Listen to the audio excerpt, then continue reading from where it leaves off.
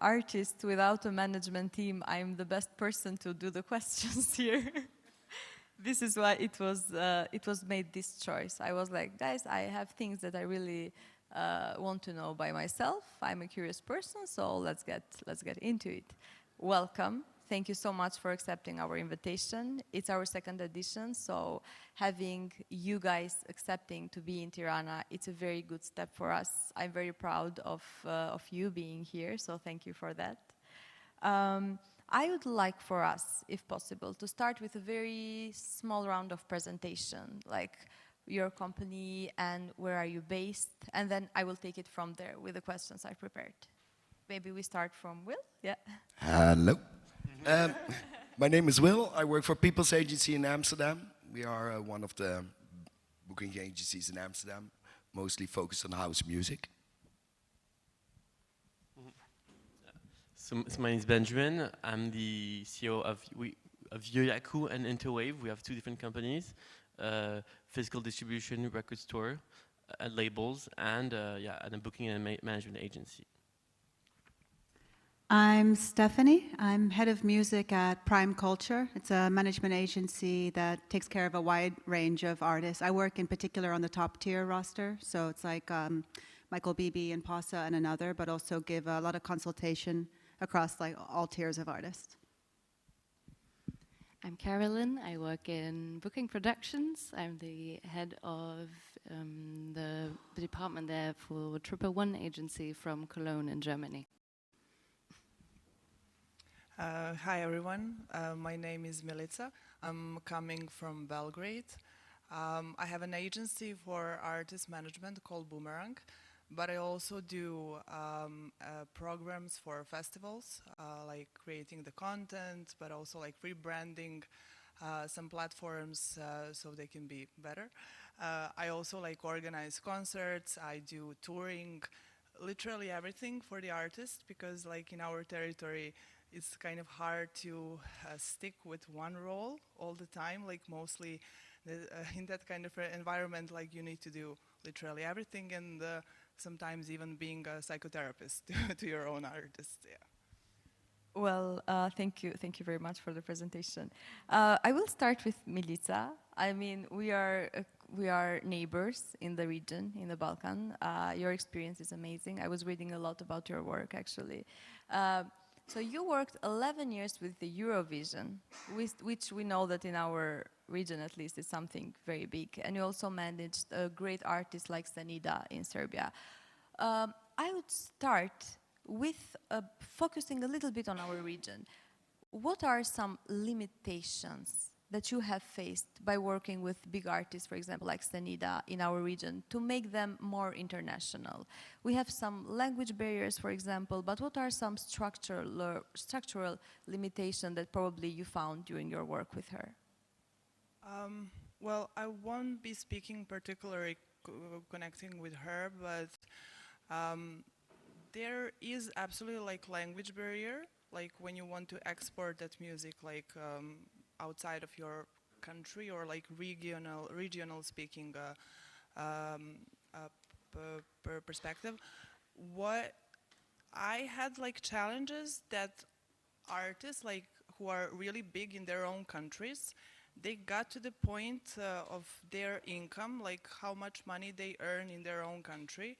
So that perception, like going outside of your country, is not like same market base and you can earn that money like in your country. So sometimes these challenges were made in a way that artists are not considering to decrease the rate potentially, so they can go abroad to certain festivals, even which are not particularly diaspora based, you know. So those were mostly like the challenges. There were a lot of artists that I manage as well, like Teodora, for example. She was in the Eurovision for Serbia 2 years ago, and she had like one viral song that went globally by TikTok, I guess, and a lot of promoters were contacting us from India, from Pakistan, from Turkey, from China. Like they wanted her to be there in their festivals, for example, but then the money that those countries could provide were not that enough high for this artist who is like famous in their own countries, you know. So those things can be very challenging, and you know, of course, our manager role is to, you know, try to explain them how the things are functioning, you know. But sometimes artists are too stubborn. We need to be aware of that, and then some things doesn't happen as we planned them. Yeah. You are also working a lot with pop musicians and with alternative ones. Do you have any project or artist that you want to share with us regarding convincing or turning an artist from an alternative artist, a little bit underground, to a more pop artist? What is the line there? How do you convince an artist to make changes in their identity for the better of their career? You said that they are a little bit stubborn. In Balkan, we double that a little bit more, we know. But what technique do you use in convincing some artists to change a little bit the direction for the better of the career?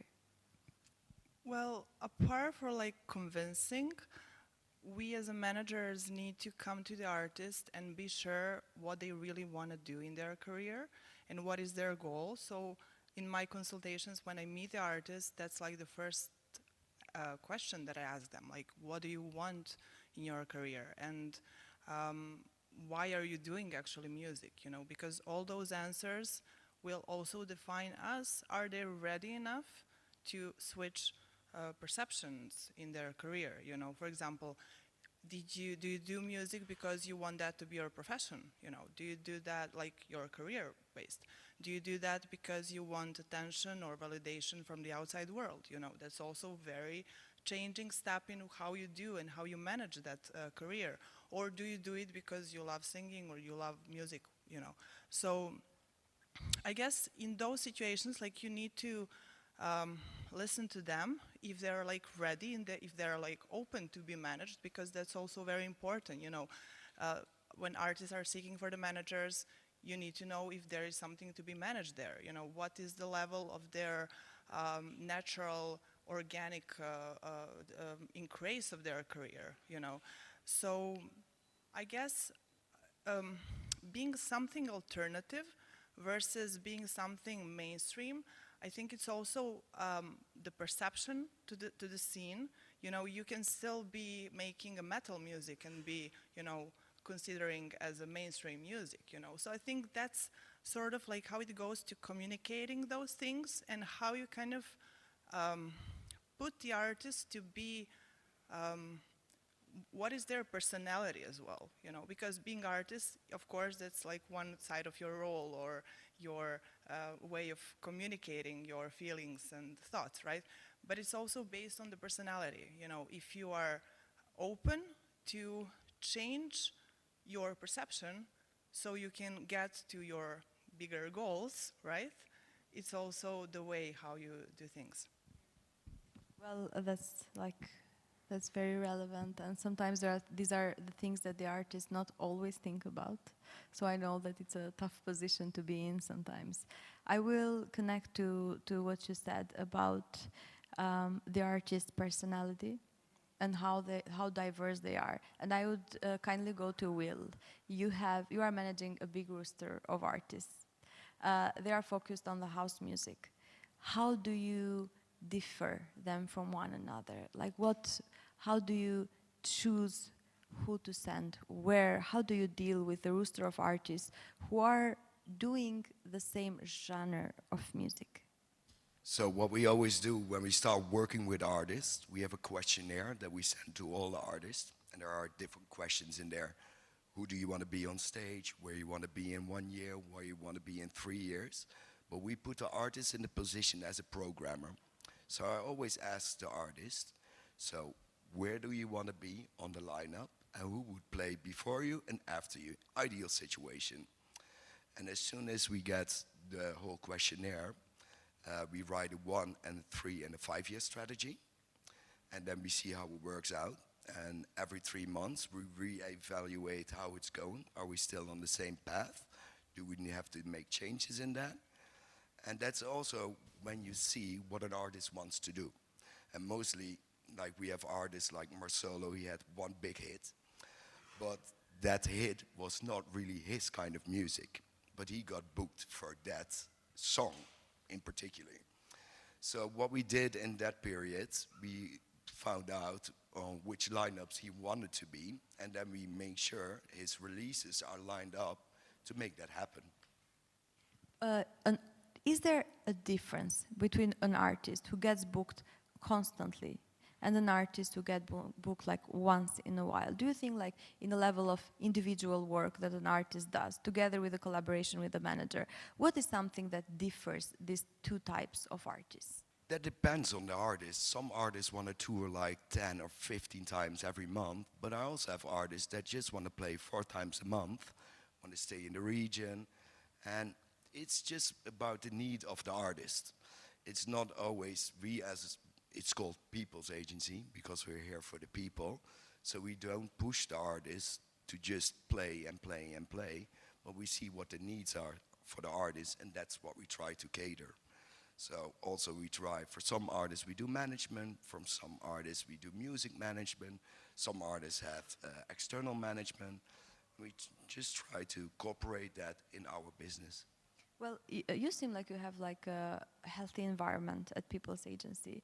What is like a key point that you use to have like a healthy relationship between an agency and the artist?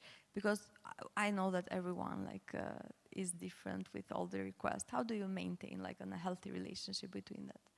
I think that's also, again, the need of the artist. There are some artists I call every day. I FaceTime with them when they are on tour, see what they need, but there are also artists that I just talk once a week or once every 2 weeks. It's just what the need is of the artist and not the need of the agency. And I think a lot of agencies are here to just push artists and don't have the feeling with the scene. And we try to differ in that. And in your roster, because I want to enter a little bit more to the creative process of an artist, in your roster you have DJs and producers. Do you have artists that for the moment only want to be music selectors, or you are all pushing somehow to even enter, like what is this is like a big discussion to be honest happening, that someone is saying that we are, as DJs, we are, people want us to become producers. Some say that we want to be only music selectors, but some say that your career will get a little bit better if you also enter the production. So what is the story happening there right now? I think in general, I think 95% of our roster is producing as well, because when an artist comes to us and explains their dreams, fill in the questionnaire, then we tell them, if you want to reach these goals, you have to produce music as well. But we have a broad roster, what we do inside of the agency, that all artists help each other.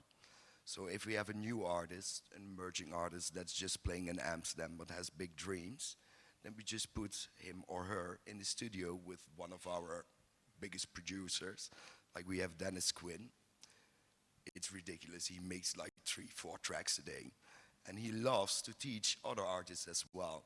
So we put them in the studio and see how it goes. And the thing is, if you're working on a computer with Ableton or stuff like that, it's quite difficult to reach a point that you can make good tracks.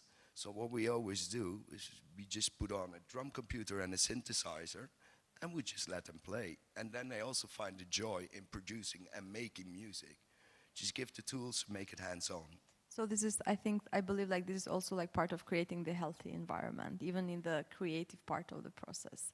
And with Steph, I'm going from the from the creative process to how an artist goes to the release part. So we go from the studio where they are working, where you are creating all this environment, to the release moment of the music, where we also have a lot of discussions happening, and we are very happy to have Steph here. Steph, you're working behind major releases. We know like a lot of songs now like charting everywhere, even right now that we are speaking. what does the chaos behind the successful release actually look like? What is the process there? I mean, in our side, we just like listen to the song. Oh, it's amazing, it's beautiful, we play it everywhere. But what is happening behind that process? Well, yeah, you're right. There's chaos behind every release in quite a funny way. I was speaking about this with a colleague last week. Like, we can plan so much and in advance and use systems, but there's always chaos. But you have to embrace the chaos. It's also part of the fun, you know. We're putting out we're putting out art with a lot of artists and creatives, so there's always going to be chaos. I think that what it looks like behind the scenes, I mean, there's a lot of things that can go wrong or just be challenging throughout the process because, you know, okay, so there can be more like back-end obstacles, like clearing a sample, for example, that can often not go our way, or rights negotiations or royalty negotiations. You know, you're dealing with a lot of outside teams, might not go your way. The artists themselves often don't have a great sense of maybe, you know, how much time it takes to release something very well.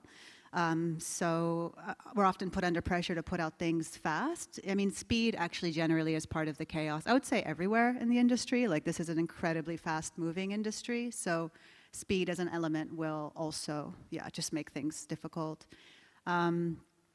Yeah, the actual chaos. I mean, also, I mean, I didn't say where I was based. I'm based in the UK, and Prime Culture main offices are in Spain.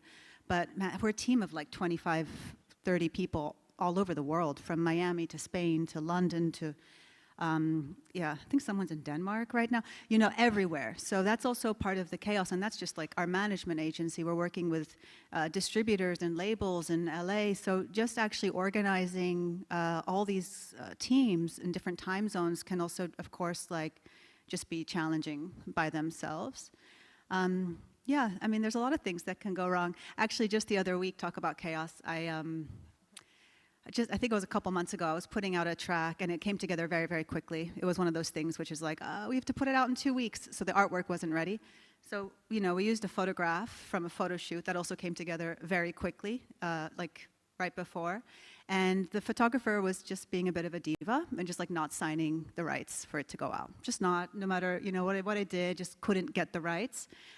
Everything else was in place, and you know, we ended up having to like cancel the release date and find a new artwork and put it out at a different time. So, and that was actually something I never came across. Like, normally people are pretty cool and there's always a solution, but this one just wasn't working, you know. So, there's just always little things like that. Yeah, so this is the part where when we spoke together, you said that you always learn from doing this job. We are always learning. I learn on every release something new. Yeah. And I will go to an expression that I'm like, if I act like just someone who listens to music, I'm very appreciative of what you do, because I believe that good tracks create collective memory. And to me, creating like collective memory with events, with good tracks, with everything, is one of the most important things that we have, that unites us. For example, in Albania, there are some iconic songs that everyone remembers a moment in their own personal life with. And I think that in electronic music is the same. Once a track becomes good and popular and people like it, it creates a collective memory for that moment that we have lived. But for some good tracks that become popular, some people say, oh, the artist got very lucky. So how much of that is strategy and how much of that is luck? How would you describe like the strategy behind the lucky tracks? I would redefine the word luck as like organic virality.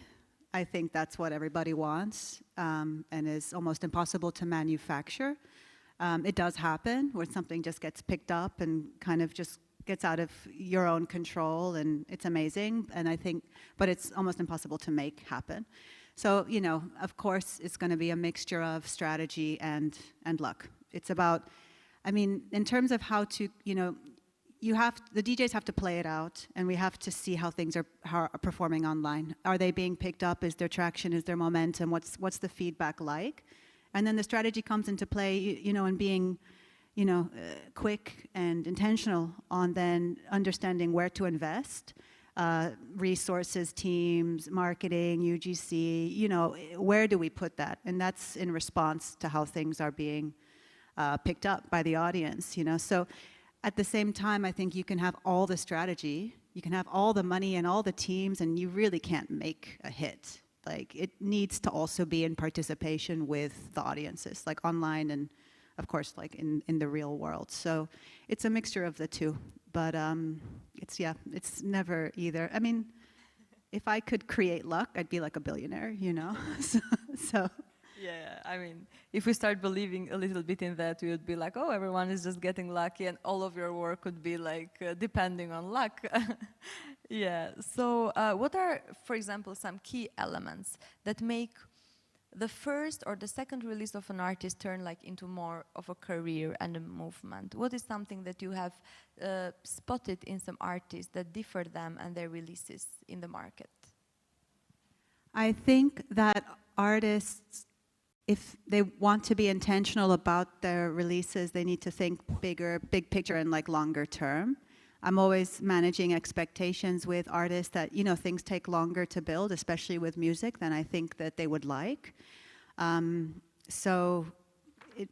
first thing I would say is just like a big picture strategy. Like, what are you releasing? Like, where is it fitting in the bigger like ecosystem of like your story as of an artist? I always recommend like a consistent release schedule, because if something does become a hit, you want to make sure there's something, you know, in the pipe to follow up, because what's the point of building all that hype and audience if they have nothing else then to follow? You know, I've been across some hits where it becomes a viral hit, but then like nothing else is coming out, and then all that stuff just kind of goes nowhere, you know? Like, how are you bringing them back into your project? And then, of course, like, it's difficult, especially with up-and-coming artists, but like having some, you know, financing, some resources, of course, does help, you know? You need to create the artist world, you know, like the aesthetics, the creative, the teams, the marketing spends, your distributor, your label. I mean, these can all happen, of course, on like, you know, very, you know, simple levels. You don't need to be with a crazy record label with a huge advance to do it. You need to start somewhere, but it does take a team to put out a good release. I will mention a very nice case from Albania related to what we were speaking. Last year, we had the competition of which Albanian singer goes to Eurovision. Every year, it's a major pop star winning. Every year, it's like the same history. And last year, we had this one-track wonder, and it was a duo, very underground, combining folk and electronic music with the name Shkodra Elektronika, which is the name of a very small city in Albania. What they did was amazing. Everyone started supporting. They won the festival out of any expectations.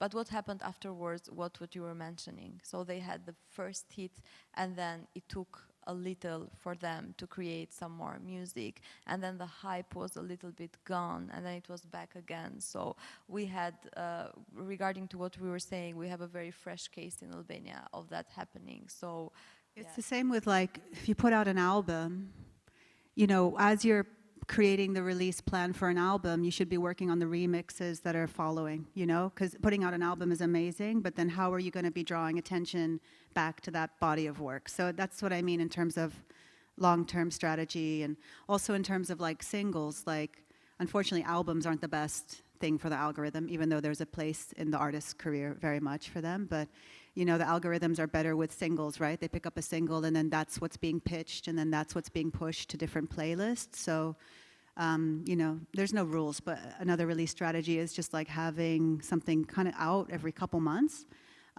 so that you are, in a way, feeding the algorithms. So there's just relationship building, and also with your audience, you know. There's no rules. Not everyone's going to do that. But then goes back to the same thing. What if one of those is a hit? Now you've got something else to build on. So, yeah. So if we have artists here, good luck with everything.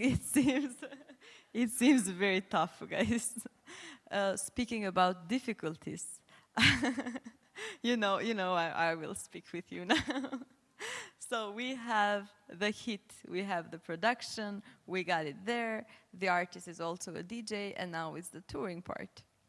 when we had our presenting to each other Zoom call, we had to postpone it a little bit because of what the world is going on right now. And that made me wonder, these guys really need to manage all the artists regarding to what is happening out there. How is it going for the moment in like trying to make everyone go to their gigs, make it functional, make it like the world is not going through everything that is going right now? How would you explain your situation right now, Caroline? I think it's very hard at the moment to kind of make predictions. I think it was a little bit easier in the past years, although it's become increasingly difficult. I mean, Will also said we usually send out forms that, you know, where you want to be in 5 years, maybe 3 years' time. So you have key shows, target shows. But at the moment, it's really hard because we start at the moment by having difficulties to get artist places. So it's much harder for them to make their flights, to find good routings, to find affordable routes, depending on where they're going. So at the moment, I think it's really on the operational level, it's really, really hard. And I think it's also going to be very interesting to see how this season is going to come out. What events can take place, how it's going to affect festivals as well. So, I mean, it's very uncertain, but on the other hand, a lot of things are still taking place, and we fly artists all over the world, and it's still something that is received very well. So how, if you measure, for example, starting from the end of COVID to where we are now, how would you say that the touring and the managing of the touring for artists has changed? Like, what are the biggest changes that have happened? Maybe, probably everything going more internationally, probably everything getting, as Steph said, like faster, like this industry is very fast. So how do you think, in your opinion, how are things changed in the last maybe 5 years? And in your belief, what is something that was lost during the way that you believe that maybe it's good to have a comeback related to a touring artist? For example, we have a very big discussion in our region, which probably will never happen, but we always speak about this in every conference, to work together all the festival and to make one artist travel to some countries. We talk about this every year, never happens. So well, in that matter, how do you believe that things have changed, and what would you take back from that? I think that if you start out your career very locally, so and you try to apply this to different markets, and then you breach the subject, it's very hard because most of the, often also artists think that it's, I'm going to breach one global market and then that's it. But you always have to kind of focus on your roots. So where were you based as an artist? Where did you start out, you for example? Where did you start to play? Where is your kind of home ground that you feel very connected to? Also maybe the music scene. And I think that a career in itself is also very consistent of many local, smaller careers. So you can work very well in one market and then be completely unknown in the other. So I think that this is something that is really, it has to organically grow from like a local to a more focal standing point. And then I think what has been lost in the last couple of years is, or what I would hope would come back maybe also, is that artists or aspiring DJs would go out more to actually experience the scenes. I think sometimes you have like an overview of, oh, I saw this reel and this is what the event has been like, the venue's like, but you can never kind of replicate at the same time that you can't replicate luck in releases. You can't really replicate a scene or a vibe, if you will. And what I appreciate a lot from 111, I have studied a little bit your artists, you are very diverse in picking the artist. I really appreciate that, because there are artists, you know, who really at the beginning, they don't want to match to only one genre or one personality at the moment. Like they want to belong to a home base where there are other diverse artists. I would say you have Mira, Argia, Andrea Oliva, and all of the three of them, for example, are very different from each other. I appreciate, for example, the journey of Mira a lot, because she's quite interesting figure in the music right now. She's not loud on social media. She's pretty chill. The music is amazing. So I really appreciate her as an artist. When you choose the artist to work with in your roster, how is the conversation there? I would like to be like a fly in the wall in that in that meeting. When we started out, it was right after COVID, and we tried to really kind of look into which talents do we want to work with, but we also tried to not look at how many shows do they play, but more of do they have a very clear artistic identity. So do they kind of have a very clear vision of what they want to put out? Do they want to release music? Do they not want to release music? Maybe also, is their approach to social media maybe a little bit more quiet than you would usually suspect, as it is, for example, with Mira. She has a very, very quiet but strong and sustainable social media presence. Because what I think is so hard nowadays is to hold attention. It's not really about finding something that works, because the market will kind of mirror this back to you very quickly. You will know very quickly if something is working or not. It doesn't take that long to translate. But I think it's much, much harder to kind of hold attention for artists. So this was what we tried to put together as a roster, to kind of see which kind of people have a very, very clear vision of themselves, and also musically, artistically. That's some notes to take there. So thank you so much. I would go to Ben. I'm a Yoyako's fan, to be honest, but you already know that. I was reading a little bit about your interview, as I told you, in your panel in Pristina Music Week. And what really, it was a sentence that I really like, and I'd like to start from there. You said that a young artist's career doesn't depend on validation from big names. And when I enter the website, the social media of Yoyako, when I enter the shop by itself, I feel like I can sense that. I can sense that people who enter that community, artists who enter your community, they are, I would use the word underground, but now there are like discussions in that in itself. But you feel like there are artists who are a little bit more underground, a little bit more independent. And it feels like when you enter the world that you have created, you kind of feel safe in a place where it reflects what you said. Like the bigger names, they can't really help you there. I mean, we were talking about like Seth Roxler and Nina being there, and when you see them placed in the same space with younger artists, with up-and-coming artists, it looks like you have created a very safe environment for everyone to be there. How does that feel? How does that building something beyond yourself? So so what you're actually saying is interesting, because we're actually in electronic music. There is several levels of scenes. We come from a network where we depend on the vinyl culture, where we work with a network of record stores that are independent record stores, and we work with more like niche record labels. But there's actually a real community, around those. There's those labels, there's those collectives. So that makes when we have every year younger artists coming out of the blue, we release a record with them. The record worked out really good. So we see in our scene this renewal of new subgenres of sounds. In the subgenres of electronic music at the record stores, there's like deep house, dub techno, breakbeats, and for example, the past year there was like a blend of electro and funk, electro and pop, and also like more accessible.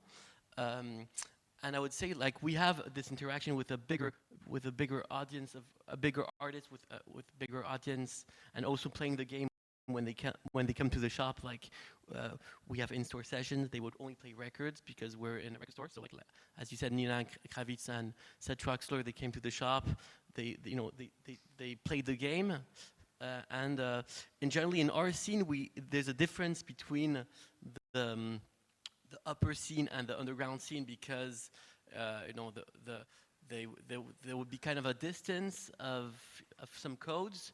We kind of like we accept those artists. We see that we have an interaction, and we also see a kind of interest in a more commercial scene to the vinyl culture. I would say instead of saying underground because it's kind of subjective to say this. And for example, like Circo Loco, that's a really strong brand at Ibiza. They signed like 10 of our artists from our agency as a residency that only play records that are part of the digger community. So we see kind of an interaction of those both themes. We kind of embrace it because we think that it's good for us. It's important to have our every year there's a new scene a new audience. Also, we want to get their interest and discovering records. So we kind of find our balance. But it's challenging also because we never know. Artist careers also change really, really fast. And as they said, we also worked with some young artists that blew up, and their career also went down. So we learn also how to aim the level of hype to maintain the careers in our scene also. So. We also are struggling with the same issues. I feel like you have built an ecosystem there, like with everything going on at Yoyaku. How do you start building an ecosystem like that? Like if we go back to the beginning of co-funding Yoyaku, how do you start building a sustainable ecosystem while the artists help the brand, and then the brand help the artist? So it feels like very sustainable what you have that. Yeah. So honestly, we really started 10 years ago. It was kind of an accident to make every step because today we have a physical distribution, a record store, we have labels we own, we have a booking agency. We have also some other projects coming that we'll announce soon. But we actually understand, have each step, and while we remain still a small company. Yoyaku has 15 employees. The agency has 10 employees. In other companies, there's one label that may have 40 employees, and we remain a small company. But every time, I would say we had a branch that existed because of a need to understand and to make the work better. I'll give just a concrete example. We started with the agency and the labels because we had artists. We wanted them to grow, so we made the labels for them to have some content. We pushed the records, and we started to distribute them ourselves. So it really came, step by step, with initiatives. And we kept it in-house. Sometimes if you make this grow, you could also work with other collaborators, and it works out really well from the beginning, and you find your balance, because sometimes having all in-house is also could be an issue of conflict of interest in some points, because the label has to negotiate sometimes with the distribution, the label has to negotiate with the management. So we also have our struggles to keep a balance, but yeah, we found a way. We also are questioning ourselves each time to have a good balance, and we don't do artist management actually. We actually work with some of you on those points, because we realize that we do booking, but artist management, there's too much of conflict of interest when we have to decide for a release. We have to do some specific deals, and our top tier artists, they have some other management agency with who we work. Yeah, so. So there are so many layers going on. I mean, the full team that the artists need. If you would be for a moment, I will open now for everyone who wants to answer. If you would be in the position of an artist, probably in this scenario, an up-and-coming artist, now with all the experience that you have, what would you say to an artist to be careful about before choosing a team with who to work? Because we also have, as we have the best case where the artist picked a team that it really helped, there are also cases where when the artist picked the wrong team and it really somehow, we have cases that they destroyed the career. If you were an artist right now with all the knowledge that you have, what would be like something that you would say, like to be cautious about and not to rush into something? So I would say, in my perspective, the most important part would be the really close circle of the artist. Like, basically, I would suggest an artist to create kind of a collective where he gathers other artists in the same, with the same vision. It could be complementary artists, like visual artists, or artists doing like audio visuals interactive with sound. So it would be basically having a core team, and I think this artist should really create at first point his first audience. Like being creative is really important, having its vision, but at management, as a label, as a booking, we need the artist to create a community around him. It's the first fan base to actually have something you could work on really hard. So, and afterwards, the label, the agency, the management, you have to have really professional, healthy relationship with it, because when I'm saying about a collective group, it's like it's like boiling your creativity with people you're close with, you be friends with, but still keeping a really professional relationship and healthy with people you would have also like with professional boundaries, because as in the corporate world, you know how to do this. So this would be my advice. Yeah. I think in choosing a team, there are three factors that are really important. First is the click what you have with somebody. You need to have a good relationship with them. You have to feel comfortable. You have to be comfortable to also share your insecurities and your goals. Next to that is experience of the team that you choose. Choose somebody that has experience in the field, knows what he's doing, has already doing this for years. And the most important part is what I think, don't choose anything money driven. Because a lot of promises are made in this scene. If you go to a booking agency, they tell you, oh, I'm going to put you on this festival, I'm going to put you there. Then after a year, it didn't happen, and the artist is disappointed. So those promises about money and where to get, if somebody tells you that, it's a major red flag.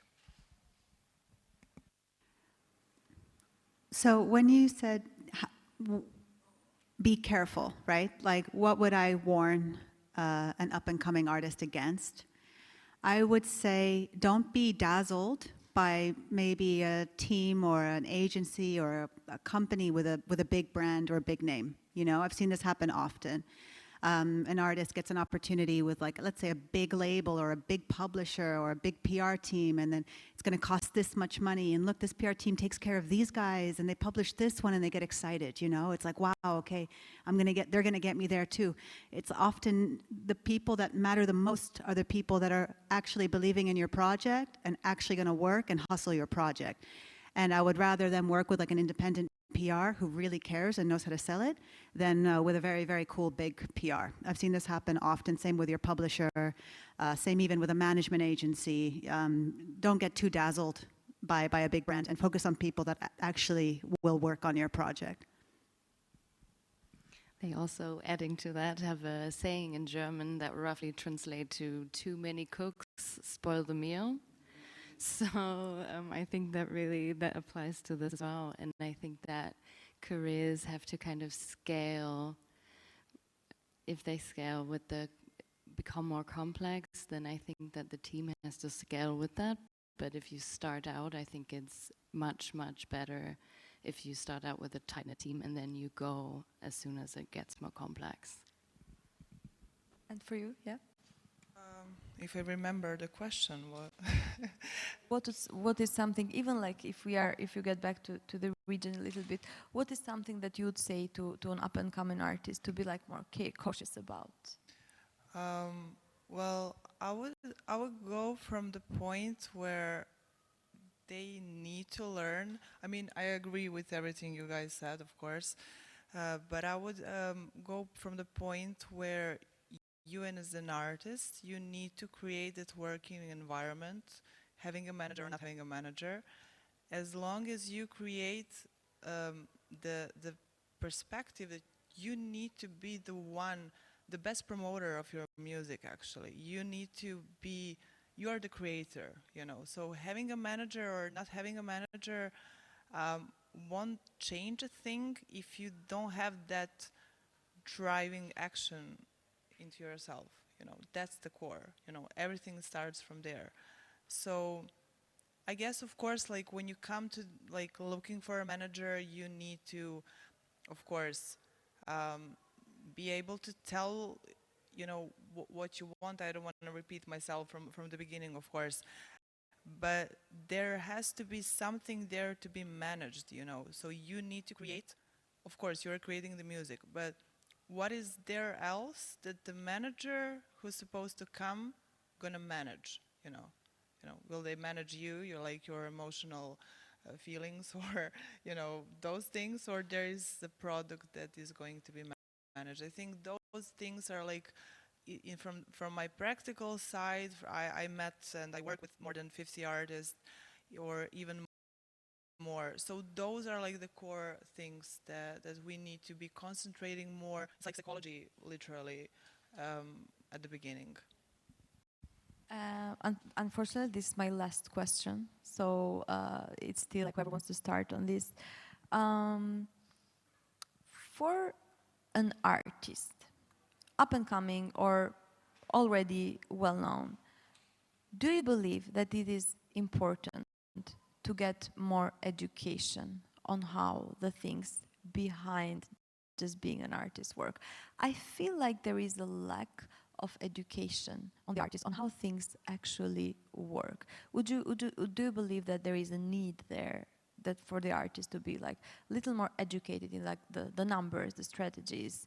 Or do you believe that that is something that the artist should be completely separate from? So we have in the Netherlands a specific school called the Herman Brood Academy. And we have a lot of artists that come from that school. They don't only learn how to produce tracks, but they also teach you how to manage the scene and how to network yourself and to profile yourself and what to look out for. And I see a huge difference between the artists that came from or the conservatorium or from the Herman Brood Academy than the people that are the bedroom producers and they just came up. And again, that's the need of the artist, what we need to fill in, and we as an agency are then the educational part of it.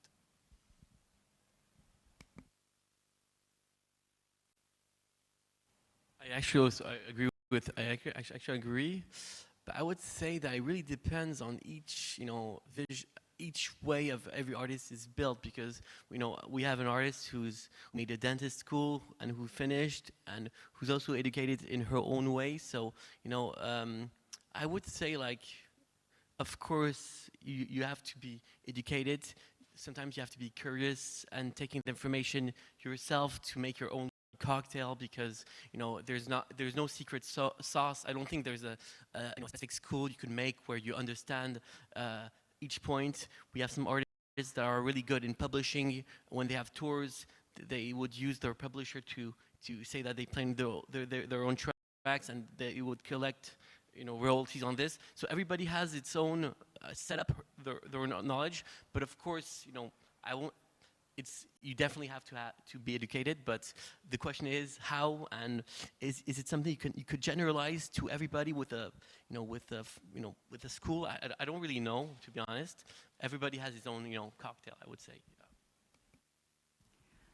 A lot of the work I do is on publishing and royalties and neighboring rights and record deals and contracts, and the side of the business that I would say a lot of artists aren't naturally inclined towards understanding. And I understand, and that's also not a blanket statement. Some of them I know are brilliant and they're businessmen and they want to know everything, but the majority don't really want to engage with that side. It's very complicated and it's difficult and it's challenging.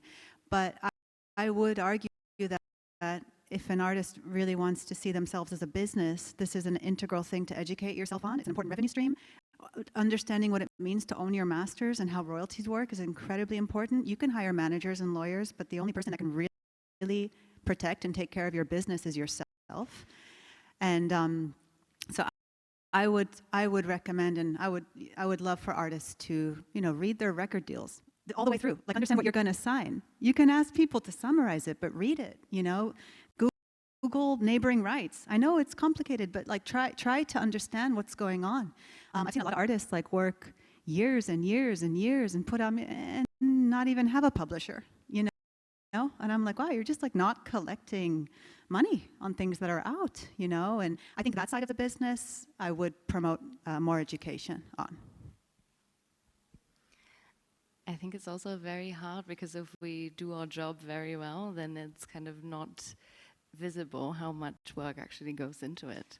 I think that's kind of also the thing, if you have a record deal afterwards, for example, if you do very well, but all of the weeks leading up to this until the closure, you'll never know. When we put together tours, how many hours of meetings and discussions and kind of looking at logistics and visas and everything else and making sense of a whole year of dates that never, if it's executed very well, the artist will never know that this actually has even happened. They would just get presented a tour and then look into it. And I think that it's still very important to kind of know what the people that you work with are actually doing and what they're there for and what their job description is maybe also.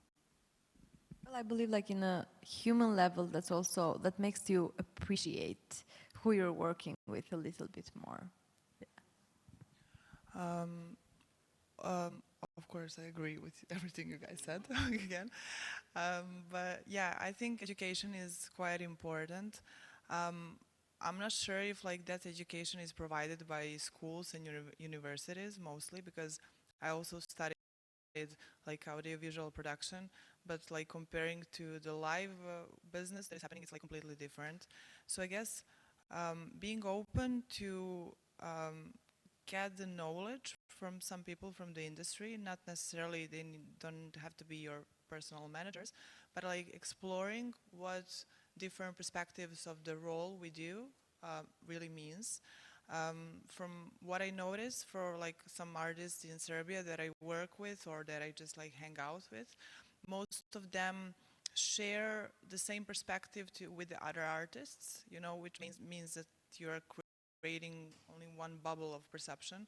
And sometimes us managers are like a bad guys, because we tell them some different story, different perspective, which is more realistic, So I guess like having a trust, if you want to trust your manager or someone else, you need to have like trust in yourself, and you need to, get rid of that control and really be able to, trust, because the managers, we know a lot, we go through a lot. Mostly we end up by solving personal problems and crisis situations for a lot of times. Why? Because artists can be very stubborn, they know all the best.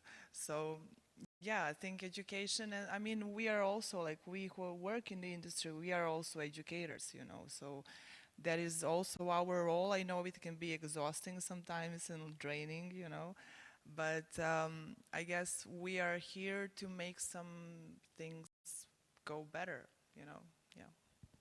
Thank you, guys. It was a lovely session. It was very educative, to be honest, for everyone here. So thank you very much for being in Tirana and for this lovely session.